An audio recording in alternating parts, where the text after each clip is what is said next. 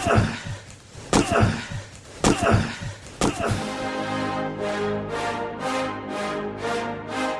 rolls out to the right, pitches off to Taylor, and Taylor's to the 20, down to the 15, down to 10, 5, 4, 3, 2, 1. Touchdown, Billy Taylor! Touchdown, Billy Taylor! Billy Taylor scored a touchdown from 21 yards out. The crowd goes berserk. It was November 22nd, 1969. That they came to Barry, Michigan, all dressed in maize and blue. The words were said, the prayers were read, and everybody cried. But when they closed the coffin, there was someone else inside. Oh, they came to Barry, Michigan, but Michigan wasn't dead. And when the game was over, it was someone else instead.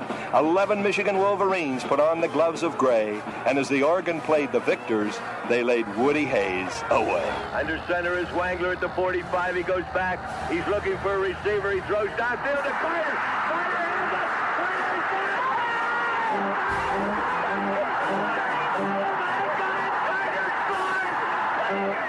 Who's got it better than us? Nobody!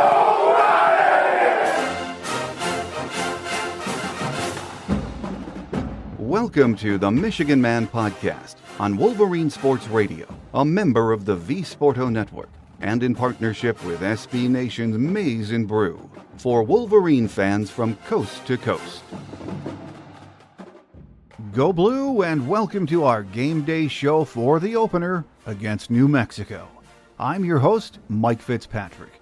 Today we'll be joined by one of our favorite guests, someone who has been on the Michigan beat for, well, let's say a long time, the angel of the big house, Angelique Chengelis from the Detroit News. First, let's start, as we always do, with my view from Section 17. Finally, Signgate is in the rear-view mirror, and we are just ready to tee it up and see some Michigan football. Saturday night in the Big House, New Mexico and Michigan get the season started, and it cannot get here soon enough. I know everyone wants to see Bryce Underwood, so do I, but there are plenty of other questions we'll start to get some answers for on Saturday. Has the offensive line improved? Are Justice Haynes and Jordan Marshall the two-headed monsters we think they can be? Are we better at the wideouts? Will Marlon Klein be the next great tight end? Is Wink Martindale's defense as good as advertised? Can we punt the ball effectively? Now, I know we won't have everything answered in just one game, but we should at least have a better idea where this team stands after that opener. Hopefully, it's in a good place, because next week is going to be a test by fire. First things first, though. Play hard, play fast, make some mistakes, and beat New Mexico. I can't wait to see Team 146 get it going. Tight end coach Steve Casula says his room is ready to play ball, and he has plenty of kids that can do just that. We got 5 or 6 guys that can go play in the game for us, and then it's our responsibility to still be thoughtful about that. Don't play so many so you don't get in rhythm, but part of what makes us us is having a really deep room. But to answer your question, it totally depends. And I'm not trying to dodge it at all. It totally depends what we're asking that person to do. And it's unique, it's fun to kind of try and piece it all together, but they've really got unique skill sets. Not necessarily on purpose or by design, kind of more of a matter of circumstance, but I guess to answer your question, I really trust 5 or 6 guys to go play for us, I really do. He said Bryce Underwood is a cool customer, and the passing game has been a point of emphasis in camp. Bryce keeps us cool, smooth operator, just makes football look clean, efficient. He's wonderfully gifted, but works really hard at it. He's kind of got a calming presence about him, smooth operator, and he's got all the tools, make all the throws. How has the passing game evolved? It's been a major focus on being very detail-oriented at what we do, and then explosive plays. I mean, chunk plays in the pass game, and that's what Coach Lindsey has been really successful at doing that. In the past year, we've been very successful at doing it. Those have been the focal points, kind of detail execution of the same plays over and over again, and then finding ways to hit big ones.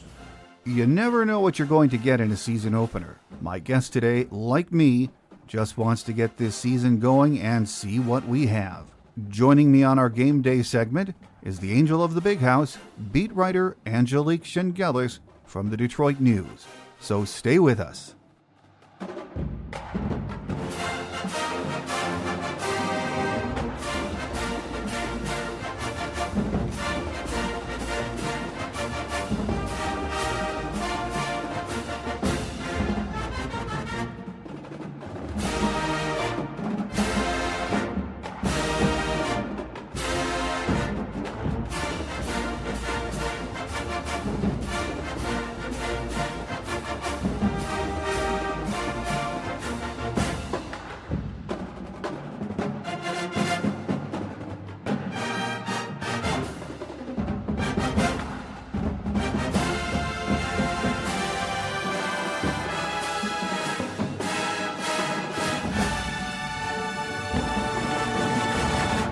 Joining us on our Michigan Game Day segment this week for the first time this year is beat writer Angelique Chengelis from the Detroit News. It's great once again, even though it's not Ohio State week, to have you back, Angelique. Best time of the year, Mike. Absolutely. Talking to you and then and knowing that the season is finally around the corner after what feels like a very long preseason camp. Oh yeah, I mean, absolutely. It's going to be good to see the guys get out there, tee it up, and play for real because we just can't speculate anymore. We have to see this team play, especially now that we have the sign gate thing in the rearview mirror, sort of.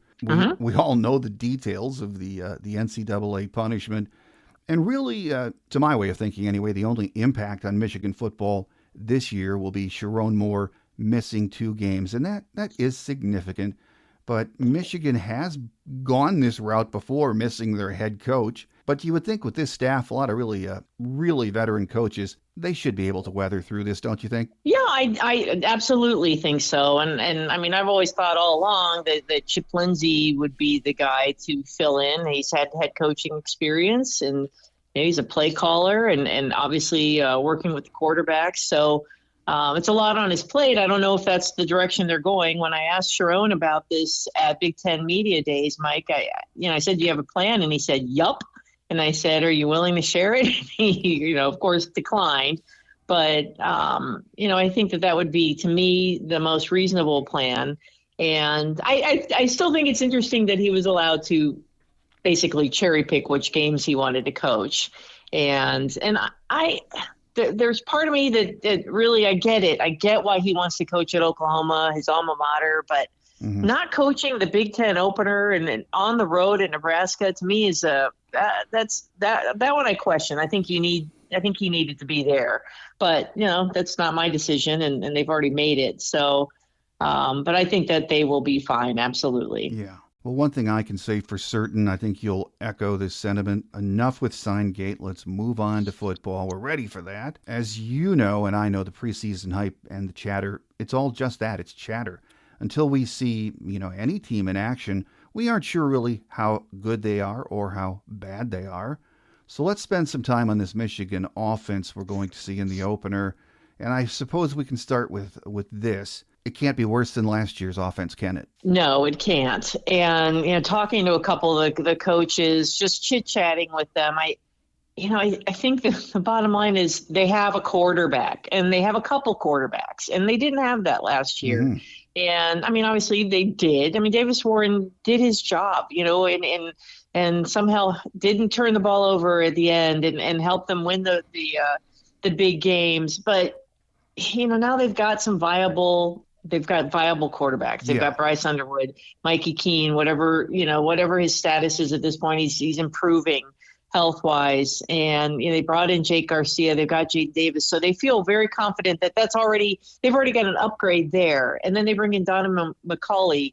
And, they feel they're just much more confident. And I think they feel much more confident with Chip Lindsey and versus Kirk Campbell. And so I there is definitely a very high level of confidence. Well, in all the years I've been around Michigan football, I don't know if you feel the same about this, but I've seen the hype train, you and I, roll out for a lot of players, when they were freshmen, I should say, but nothing like we've seen and heard for Bryce Underwood. The expectations, they're just crazy, aren't they? They really are. And I think it's a little unfair. I mean, it's not like, J.J. McCarthy was highly touted. I'm just not, didn't feel like it was that huge.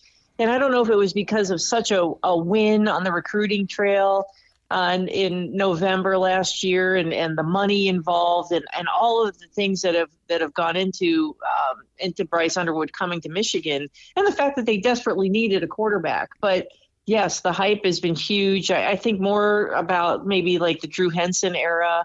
It sort of felt like that to me. And I called Drew shortly after the commitment. We talked about that and the pressures he thinks will be on Bryce Underwood having lived it, and also having money, not from Michigan, but from the Yankees, and how you're that young and you have to deal with all these different layers. But yeah, the hype train is huge. And I think you got to maybe pump the brakes a little bit. And remember that he just turned 18, literally just turned 18. Yeah. And hasn't faced a college defense yet. So it's a lot on his shoulders. And I am disappointed we don't get to see any practices just to see how he carries himself on the field and with his teammates. All accounts, he's superb.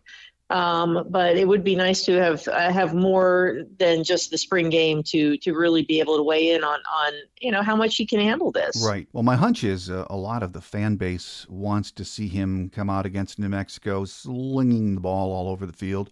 And we might see a little bit more than, definitely more than we did last year.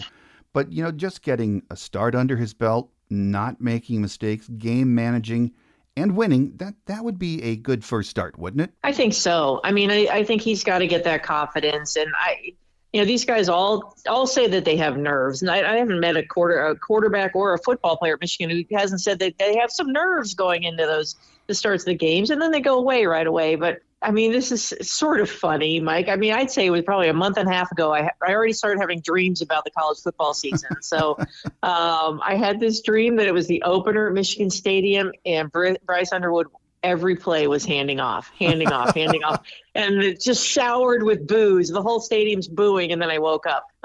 So I thought, you know what? That's not unreasonable to think that the run game will be heavily relied upon, and at least initially, until he feels comfortable. But yeah, I mean, they're talking about a more vertical pass game. They brought in a big body guy, Donovan McCauley. Samaj Morgan was talking to us last week about not only how different he feels and faster, and that Chip Lindsey is incorporating everybody, that they feel really good about that, but that he's got a connection with Bryce Underwood. So yes, I think you're going to take some lumps. I think you're going to make mistakes. You're going to see mistakes from Bryce, and maybe some turnovers at inopportune times. But that even happens with veteran quarterbacks. But you've got to let him do it and experience it so that he can improve. And but this is a tough schedule. It doesn't have the luxury of the 5 straight home games at Michigan Stadium. So it's going to be a very interesting test, and I think we'll learn a lot about him very early. I think so. Well, having Chip Lindsey game planning and in Bryce's ear should really help too. I mean, we all know he's a very experienced coordinator, and because of that, I bet he'll have a nice, I don't want to say simple, but a nice game plan for Bryce, because you just don't want the kid out there having to think way too much in the opener, do you? No, you don't. You don't want him to ever think you've got to win a game. I don't think throughout this whole first season that he should not have to feel that pressure. And not that he's not capable of it. And then maybe by the second half of the season, he is a quick learner from what everyone says. He's supremely, he's a great athlete. And maybe he'll get there very quickly in his freshman year, but you do have to, and I'm not saying with kid gloves, I'm not saying you coddle Bryce Underwood, but you do what you just described, Mike. And I think that's what Chip Lindsey will do is you're very careful about the game plan with him, and understanding you have 2 really good backs, an offensive line that is improving. I still want to see it for myself, but, is improving. And to me, that's going to be critical, is make sure that the guy stays upright. He's not going to get hit, and just let him get that confidence. And he certainly has the confidence in his arm, and he has certainly confidence in his left arm too, since I've seen him throw, and he throws very well with his left arm too. So, the guy is just really talented, but it's also, in between your ears and making sure you've got that confidence. And I think that's what Chip Lindsey is right now focused on. And just as you described, not putting him in situations where it's going to be confounding or where he becomes mistake prone. So I think you take a conservative approach initially, and you do what, Sharon likes, smash, and let your quarterback really feel his way out and get to that point at some point this season where he's slinging it more. Yeah. Well, I know you and I both believe that whoever is under center, if they don't have the big uglies in the trench performing, it doesn't matter. We've heard a lot of talk about how things are shaping up on the offensive line. To be honest, we've heard that before almost every year.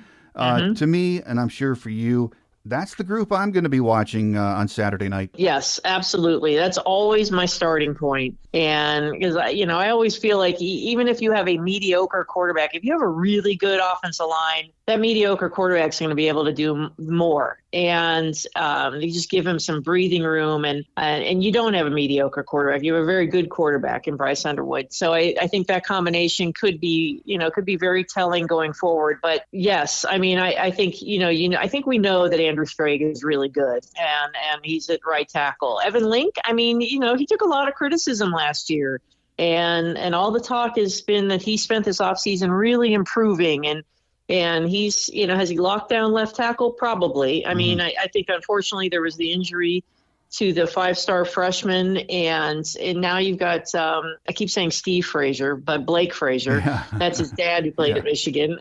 You've got him challenging it on both sides. So they've got competition, and you've got some veterans back in Crippen and El Hadi, and you're gonna maybe right guard. We'll see how that goes, but I think they've spent a lot of time praising Grant Newsome for the job he's done, but I think it can't be overlooked what Juan Castillo has meant, and bringing him in. And I've talked to some guys who played in the NFL and worked with him, and I mean, Mike, when I tell you, they just couldn't say enough about the guy. And I mean, my understanding is, at least early in the spring, he was having like almost individual workouts with them and working on just small technique things and just honing those skills and really making it personal for each player and allowing them to understand what they need to do to get better. And I think the guy, he's apparently a yeller. They always talk about he's the loudest guy on the field, and it's not yelling at them, but he's a motivator. And I think he's going to be a very important piece of this puzzle, not taking anything away from Grant Newsome. But, he was in his first year last year, and I think this was a very smart ad to help with the offensive line. Oh, absolutely. I agree with that. Because if those guys can perform, it takes the pressure off of your 18-year-old quarterback. It also benefits the running game, which, Michigan wants to do. And it'll be fun to watch, but especially because we think Michigan has potentially quite the two-headed monster in the backfield, Angelique. Yeah, I think so. And, I think a lot of people are giving Justice Haynes the edge. I'm giving Jordan Marshall the edge. And but they're that close. I think a hair separates them. And they both said that they don't care who starts. And they're both going to get their reps. They're going to get their carries, and it's a very good duo. They look similar in stature. Jordan says he's a little bit bigger than Justice, maybe a little bit heavier, not much, a few pounds here or there. I just, they've got two guys who are grinders, and it's going to be very important to see who comes out as the third back. Again, I mean, they've got Micah Kapana, and they've got Cuds. I always say his name wrong, so I just go with what they call him, Cud. So I think they have very good options in the run game, and those two are really going to have to shine. And it's a long season, though. I mean, they can't let those guys get beaten up either. So again, it just comes back to what we said, the offensive line, and they've got to not only protect Blake but open those holes for those guys. But I do think they're absolutely the key. Sticking with the offense here for another couple of minutes, Angelique, I trust the tight end position will be just fine with Klein and Hogan when he comes back. And some of the other youngsters, there's talent there, I guess, depth. But until I see it, the wideouts, even with Donovan McCauley, that's still a question to me. How about you? Absolutely. I am not, I don't want to say it that way. I was going to say I'm not sold. I mean, but we haven't seen it to know. No. I mean, we saw little snippets of it in the spring, but I agree with you. And I think that, they brought in Soup Campbell to help there too. And I think part of it was almost at least from when he arrived, is showing them the history of that room and how many great receivers have come to Michigan. And I was thinking about that. I mean, even in the Lloyd Carr era, I mean, there were some great receivers, and you just haven't. You've seen a few here and there. I mean, Roman Wilson was a really good receiver. It's just I won't believe it until I see it, like you said, and I just think that's why I think in my mind, I think Marlon Klein's probably going to still be the leading receiver. I think you're still going to have a tight end at the top of the chart. And certainly not ideal, but Samaj Morgan has promised that they're going to be much more effective. And but I've got to see it. I mean, there's not enough yet for me to believe that this is going to be a position of strength. Well, they're going to get their chance, so all eyes on that. After the offensive line, that's the position group I'm probably going to be watching the most. Let's move our attention over to Wink Martindale and his defense, Angelique. And I've enjoyed Wink's pressers during camp because, unlike last year at this time, he seems like he's settled in, having fun, really confident in his guys. At least that's the vibe I'm getting. How about you? Yeah, I think I think he did have the couple of interviews with the NFL teams in the offseason, didn't get those, and certainly doesn't look crushed that he's back at Michigan. I think he's energized, and I think he knows he has a good group, and there is consistency in the staff. He doesn't have to get used to another new body on the defensive staff, and he is more comfortable. I mean, I'll tell you, I don't think we talked after the bowl game. I was on the field, and I'm walking up to him to ask him a couple questions, and he just looks at me and goes, "Did I blitz too much?" To me. And I was like, and I started laughing, and I thought, okay, well, he does hear these things, and he's got his receipts, so he wants to make sure that everyone knows that he knows what he's doing, and I don't think anybody questioned that. But I think it did take him time last year to know what he was doing in terms of dealing with younger players, and that's what a couple of the players said. It's like, he stopped talking to us like 30-year-olds and understands, we're just young 20s, we're trying to figure out this game. So I think Sherrone Moore should be very, very, very relieved that he had Wink Martindale coming back. And I think that's a very important piece to this team, obviously.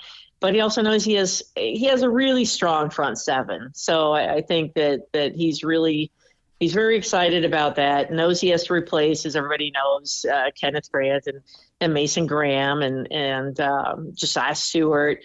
But I think he feels really good about where this group is. Yeah, I think we all feel really good about the defensive line and the edges.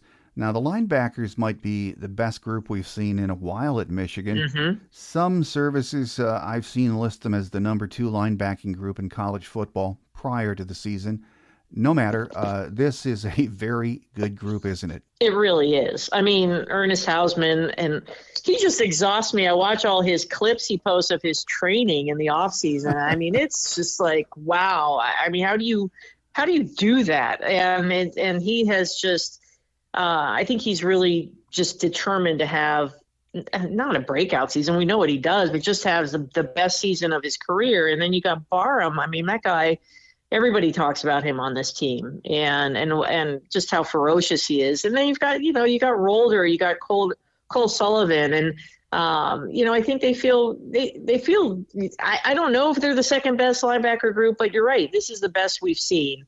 And that's why I just think that front seven is going to be very strong. The defensive backs, I'm kind of like the receivers. I'm up in the air on this group. So, but I think the front seven you got to feel very, very good about. Yeah, in the secondary, a lot of people, I think more so outside the program, are questioning what we're going to see at the corners and how things will shape up for the safeties. But there is talent there. It's again, we have to see it, and we'll get a chance very soon. The kicking game is always important, almost always overlooked in preseason previews until you really need it. And you know what we'll get from Dominic Zavada. Hopefully, he doesn't need to attempt 7 or more field goals over 50 yards. I don't think that's going to happen this year. Now, the punting piece will be worth watching. Hudson Hollenbeck, who he handled the punting job or chores pretty well against Alabama. And then you've got transfer Hunter Robinson, who's in there battling. Now, we haven't heard much about them, at least I haven't, in the preseason pressers. What have you heard, if anything, Angelique? We talked to Hudson the other day, and he's a really confident guy, feels good about what he did in the bowl game, and obviously wants to be better. He is a left-footed guy, and the Marlon Klein was punting in practices too before the bowl game. So they have that extra weapon. Oh boy. But we were just talking about how different it is, for someone to field a punt off of a left foot left-footed Yeah, kicker. it's true. So, but yeah, I mean, that'll be interesting to see where that goes. And Hunter Robinson, I actually talked to him, sometime early in the summer. He's a local guy and transferred in, and he seems like a really, really confident kicker too. And just, he knows that, he's the backup, but there's definitely wiggle room there because you don't know. But Hudson is, he's the holder for Zavada. So he is doing his campaign to raise money for lung cancer that he announced the other day that he's doing in honor of his late mother. So that was a very sweet conversation talking about that. But yeah, I mean, punter last year was sketchy. I mean, it was, you weren't sure what you were going to get. And I think that he wants to prove some consistency this year. There's no doubt. Well, some of these questions that we've been talking about here for the last bit, we're going to get answers against New Mexico. And when you look at the Lobos, Coach Eck is bringing in a team, and I guess I'm being kind here when I say they're rebuilding. It's a game against someone other than your own players. So Michigan should have their way with these guys, we think, don't we, Angelique? Yes, I do. I mean, I think this is a great warm-up game. That's no offense, but it does feel like that. And to get them ready for the big road game and at Oklahoma. And this is what we were talking before we started the podcast. I mean, that's why I asked Wink Martindale a few weeks ago, would they want to have a preseason exhibition game like the NFL does? I mean, this sport's becoming, when I talked to Woodson this summer, he even said it's NFL light now. Why not? Why not have that? And it gives the players something to look forward to besides hitting each other. And they get a different test. They get to see where they are against other people. But they're obviously that's not something that's happening, but I think it would be a good thing. And then, that's sort of what this game feels like. And that's why I mentioned that. It sort of feels like a preseason exhibition game and a night game. But I don't see this being a problem for Michigan. Well, final question before we let you get away, Angelique. The key here is that Michigan will get to play ball and get the kinks out against New Mexico on both sides of the ball and in the special teams. The coaches will learn a lot about the team. And Bryce Underwood needs the real game experience at college speed. So to me, that's what this opener is all about. You play fast, you play hard, there will be mistakes, and then you take a breath, evaluate, and you get ready for Oklahoma. If they accomplish that, it's going to be a good night, isn't it, Angelique? Yes, I mean, and I think that's all you can ask for, Mike. I mean, I think that's what Bryce needs. There's no doubt. And I mean, there are other guys on this team that need that too. And I'd say guys on the offensive line, they just need to hit somebody else. And they feel like they've been tested every day by a really, really fine defensive line. I don't think anybody's arguing that, but they need to see it against someone else. So I think that's what this game gives you. And you get to go under the lights, and it's a first game, so there's that energy, and then it's the real deal. You're going on the road the next week. This schedule, I mean, I've gotten used to, like, okay, I'll be going to Ann Arbor for the first 5 weeks of the season and don't have to travel. Yay. And now it's just like this. I think it's a challenging schedule. I've talked to people who think, oh, no, it's not. Oh, it's easy. And I'm like, no, I think this is a really legit schedule. And I think it's going to really test them. But I think they're also going to really learn a lot from it, more so than sitting at home for 5 straight weeks. Oh, I agree. I'm the same way. I've been reading in a lot of the, I think nationally, when some of the analysts and writers are talking about the schedule, they always make mention that it's a manageable schedule for Michigan. And I think you're from outside of the Big Ten, maybe, if you say that, because going to Lincoln, okay, they're not ranked right now.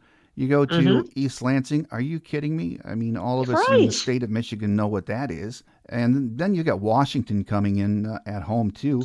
They're not ranked right now, but that's a team that, they could be a very good football team this year. So there's nothing easy about this schedule. I guess the most interesting aspect of it is it's 1 week at home, 1 week on the road, back home, and on and on. So that has its own has its own challenges too. It does. It has a different rhythm, and I think most players will tell you they enjoy going on the road. They develop a different bond, and that may be more important going into the season with the younger guys. They do develop that kind of bond early. Going to Oklahoma, I think at Nebraska is going to be tough. Oh, yeah. I know what people think about Nebraska, and I know Michigan's success there, but still, they've got a quarterback who has experience. Mm-hmm. And at Maryland before the Ohio State game, I mean, that's never like, I don't know, that one always feels like it could be the trap game. Oh, yeah. So I don't know. I really do. I don't agree with people who say this is a piece of cake schedule and it's light, because I don't see it that way at all. And I think it's got a lot of challenges. And but yeah, this New Mexico game I think is the perfect way to set it up. Though I think that'll definitely give them some confidence going into Oklahoma, and they'll have their head coach there, and then they won't have him for the next 2 games. So. It's just, hey, it's Michigan football. Yeah. So it's just, there's always something unique about it. Well, let's tee it up. I'm ready. So here with us today, talking Michigan football, of course, has been beat writer Angelique Chengelis from the Detroit News. Angelique, always fun and a pleasure to have you on the show. And we know that down the road, as we get ready for our favorite week of the year, the week of the game, we'll get you back on here, but thank you. It's been fun, and we look forward to that next visit. I guess we got to wait till November. So, yeah, I'll be here. I'll be waiting for that call. And, yes, it's fun. And, yes, I think everybody's tired of previewing this team and getting things going. I'm certainly tired of it. And, let's just start this thing. I wish they could start this week. I mean, well, they are. But, I mean, Michigan football starting this week. That would be great. Well, Angelique, thank you so much. As always, you're a great guest.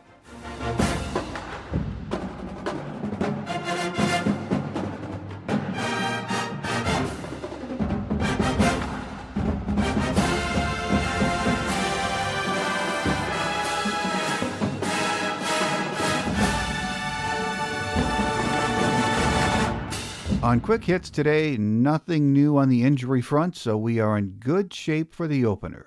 Here are some game day notes of interest. This will be the first ever meeting between Michigan and New Mexico. Jason Eck is in his first year as head man. He spent the previous 3 years as head coach at Idaho, where he compiled a 26-13 record. Last year under Bronco Mendenhall, the Lobos finished 5-7 overall, 3-4 in the Mountain West. They returned 1 starter on offense, 4 on defense. Their last bowl appearance was the 2016 New Mexico Bowl against the University of Texas at San Antonio, a 23-20 Lobo win. The weatherman says it should be a beautiful night for football, temperatures around 70 at kickoff, dropping into the 60s during the game. There is a very slight chance of rain, so hopefully this forecast holds up. If you won't be in Ann Arbor, you can watch the game on NBC. Kickoff is scheduled for just after 7:30 p.m. Next week, we hit the road for what will be a serious test. At night, against an Oklahoma team that features a big-time defense and what they hope is a much improved offense. On Tuesday's Visitors Edition, our scheduled guest is the radio play-by-play voice of Sooners football, Toby Rowland. Then on Thursday's Michigan Game Day, we hope to have BTN analyst and Wolverine great Jake Butt. That's if his schedule doesn't change. If that happens, we'll just round up another one of our beat writers. So here we are, the start of another season, finally, and while we think this will be a much improved Michigan team, we won't know for sure until we tee it up, and maybe not even until we see them against a high-caliber team like Oklahoma. It's just good to have Michigan football back, isn't it? That does it for now. I'm your host, Mike Fitzpatrick. Have a great Wolverine weekend, everyone. Enjoy the game, and think victory beat New Mexico. Until we meet again, take care, and as always, go blue. Thanks for joining us today on The Michigan Man, here on Wolverine Sports Radio, a member of the V-Sporto Network, and in partnership with SB Nation's Maize and Brew. Our listener lines are open 24/7 for your calls, at 313-263-4842. That's 313-263-4842. Or email us at themichiganmanpodcast@yahoo.com. That's themichiganmanpodcast@yahoo.com. The Michigan Man Podcast is produced at the studios of Robin Lynn Productions, Allen Park, Michigan, and is not affiliated with the University of Michigan. Go Blue!